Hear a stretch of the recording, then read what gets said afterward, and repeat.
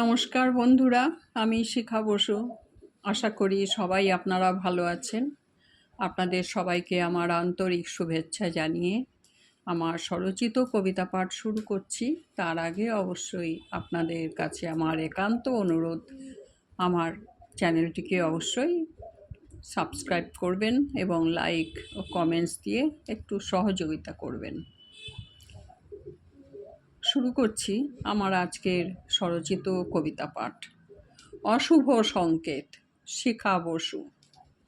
অশান্ত পৃথিবীর ফিরবে কি হাল, নাকি এভাবেই কেটে যাবে এই ইহকাল? হুঙ্কার গর্জনে কাঁপে ধরণী, অশুভ শক্তির বিকট সে ধ্বনি। দিকে দিকে আছে পাতা মৃত্যুর ফাঁদ, সাধারণ নাগরিক গনে পরমাদ। সহ্যের বাঁধ ভেঙে যায় একদিন, ধেয়ে আসে ঝড় এক প্রবল কঠিন।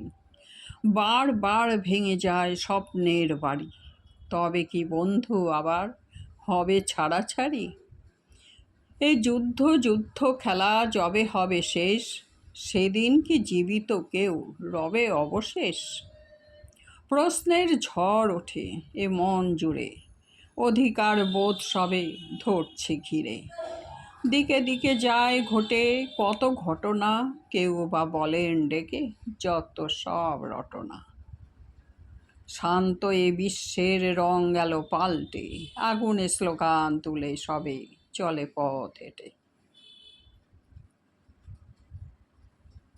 ধন্যবাদ।